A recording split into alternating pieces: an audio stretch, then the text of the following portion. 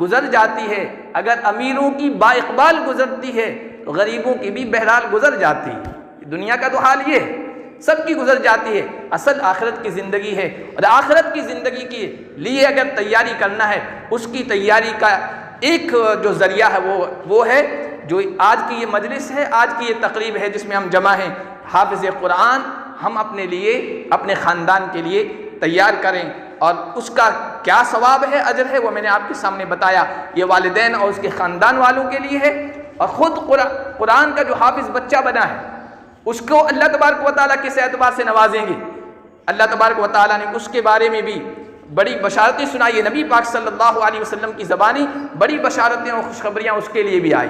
اس سے یہ کہا جائے گا اقرأ ورقہ ورتل کما کنت ترتل فی الدنیا، حافظ قرآن آؤ، قرآن کی تلاوت کرتے جاؤ، ایک ایک آیت آہستہ آہستہ پڑھتے جاؤ گے، جنت کے ایک ایک درجے پر چڑھتے جاؤ گے۔ علماء کرام نے یہاں لکھا کہ جنت کے درجے کتنے ہیں، چونکہ حدیث میں اللہ کے نبی فرما رہے ہیں ایک ایک آیت پر ایک ایک درجہ بلند ہوتا جائے گا، تو قرآن کی آیتیں آپ شمار کریں 6666 سے لگ بھگ ہیں، تو جنت کے درجے اس اعتبار سے ہوں گے، اور وہ درجے اور وہ منزلیں، وہ طبق ہماری نہیں ہیں، جیسے ہماری چھتیں ہوتی ہیں قریب قریب، ایسی نہیں، جنت کا ایک ایک طبق، جنت کا ایک ایک درجہ، ان کے درمیان جو فاصلہ ہے کما بین السماء والارض، زمین و آسمان کے درمیان کا جو فاصلہ ہے، اتنا فاصلہ جنت کے دو طبقوں کے درمیان، دو منزلوں کے درمیان، اور حافظ قرآن سے کہا جائے گا پڑھتے جاؤ چڑھتے جاؤ، پڑھتے جاؤ بلندیوں پر چڑھتے جاؤ، تمہاری منزل وہ آخری آیت ہوگی جہاں قرآن کریم ختم ہوگا، اتنا بلند مقام تمہیں دیا جائے گا۔ اس لیے حافظ قرآن کی بھی حوصلہ افزائی کیجیے، ہو سکتا ہے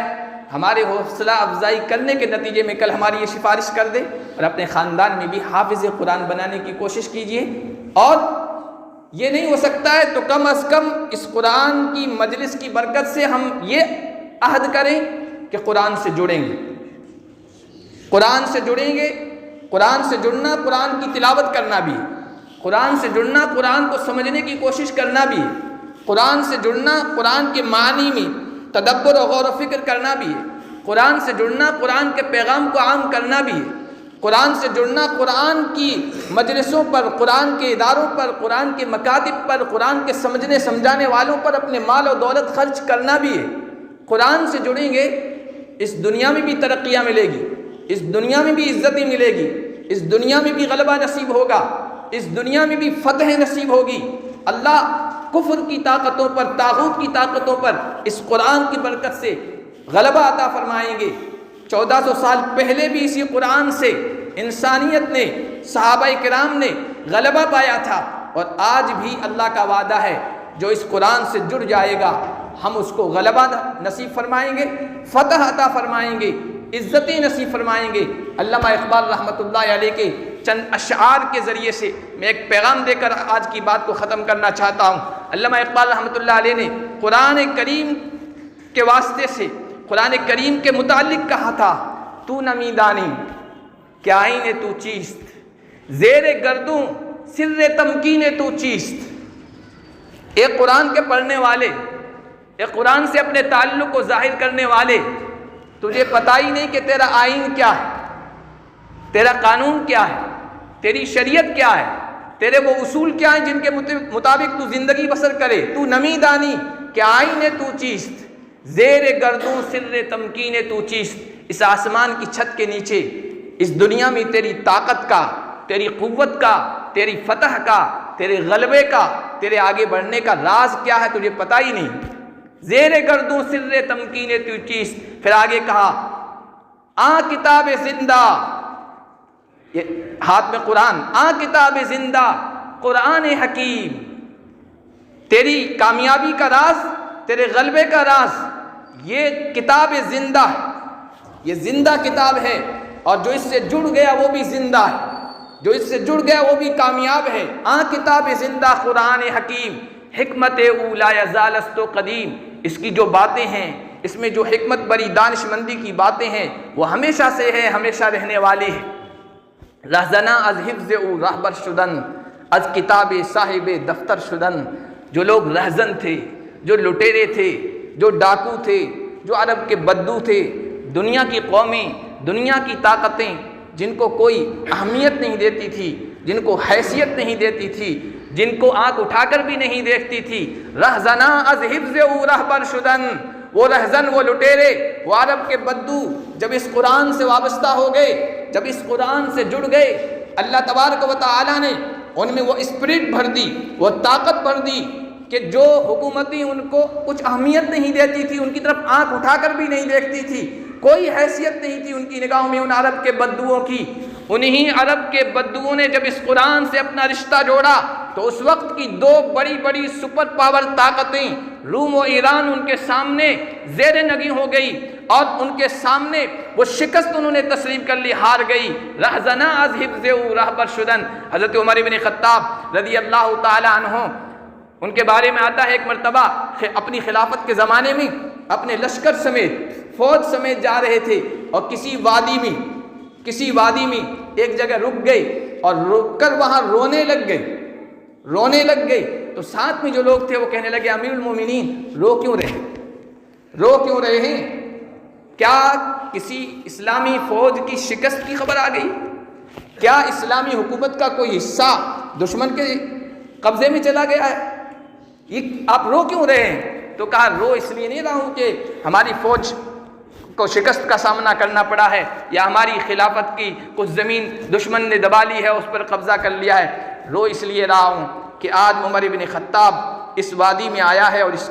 کارنر پر پہنچا ہے تو اس کو اپنا ماضی، اپنا پچھلا زمانہ یاد آ گیا ہے۔ یہی وہ وادی تھی جہاں میرا باپ خطاب مجھے یہاں بھیجتا تھا اونٹ چرانے کے لیے، اور مجھ سے اونٹ نہیں سنبھلتے تھے، تو خطاب میرا باپ کہتا تھا عمر تم سے اونٹ نہیں سنبھلتے، اونٹ نہیں چرائے جاتے، تم زندگی کیسے گزارو گے؟ آج جب میں اس دور میں یہاں پہنچا ہوں،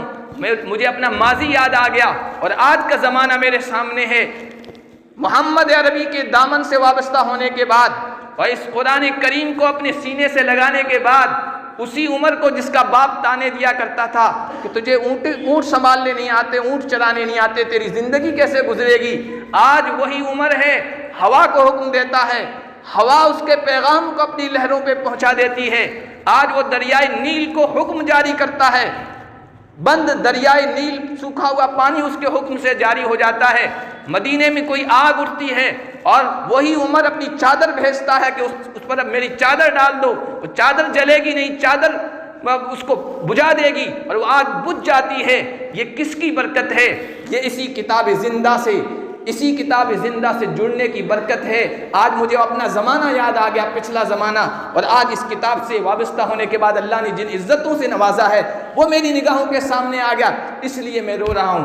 کتاب زندہ قرآن حکیم، حکمت اولا یزال است و قدیم، رہزناز حفظ او رہبر شدن، از کتاب صاحب دفتر شدن۔ وہ رہزن، وہ لٹیرے تاریخ میں جن کی کوئی حیثیت نہیں تھی، جب اس کتاب سے جڑے ہیں تو پھر دفتر کے دفتر، کتابیں کی کتابیں، لائبریری کی لائبریریاں، مکتبے کے مکتبے ان کی تاریخوں سے بھرے پڑے ہیں، ان کے کارناموں سے بھرے پڑے ہیں۔ یہ اس قرآن کی برکت ہے۔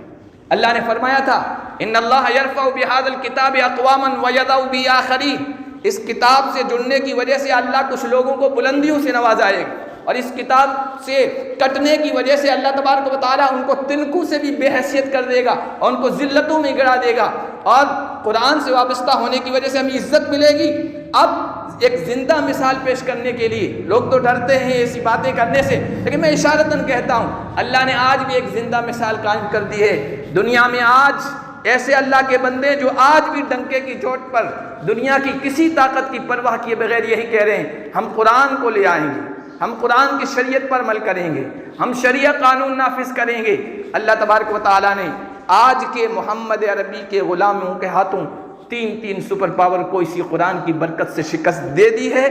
اللہ اس سے بڑھ کر اور کیا معجزہ ہمیں دکھا سکتا ہے؟ برطانیہ کو شکست دی، روس کو شکست دی، امریکہ کی کھٹیا کھڑی کر دی ہے۔ یہ قرآن کی برکتیں، قرآن سے جڑ جائیے، انشاءاللہ پوری دنیا میں یہ قرآن ہمیں غلبہ دے گا، فتح دے گا، اللہ کی نصرت اور مدد کو اتارے گا۔ اخیر میں حافظ قرآن بچے کو بھی، اس کے والدین، اس کے متعلقین اور اس مسجد کی کمیٹی، مدرسے سے متعلق جو بھی افراد ہیں، اور جس طریقے سے اس کے حفظ کرنے میں، اس کے حافظ بننے میں جو آدمی جس طریقے سے شامل ہوا ہے، سب کو مبارکباد دیتا ہوں۔ آپ قابل رشک ہیں، خوش قسمت ہیں، قابل مبارکباد ہیں۔ ان کے اساتذہ کو بھی، امام صاحب کو بھی، اور جو بھی حضرات جس طریقے سے بھی اپنا حصہ لگائے ہوئے ہیں یہاں پر، سب قابل مبارکباد ہیں۔ ہماری طرف سے ان کی نیک تمنائیں، نیک خواہشات، اللہ پاک اس مجلس کو قبول فرمائے، حافظ قرآن کو قبول فرمائے، ان کے والدین کو، ان کے رشتہ داروں کو، سب کو قبول فرمائے، اور ہمیں بھی اپنے خاندان میں کم از کم ایک حافظ قرآن جو کل ہماری سفارش کر سکے، ہمیں تیار کرنے کی توفیق عطا فرمائے۔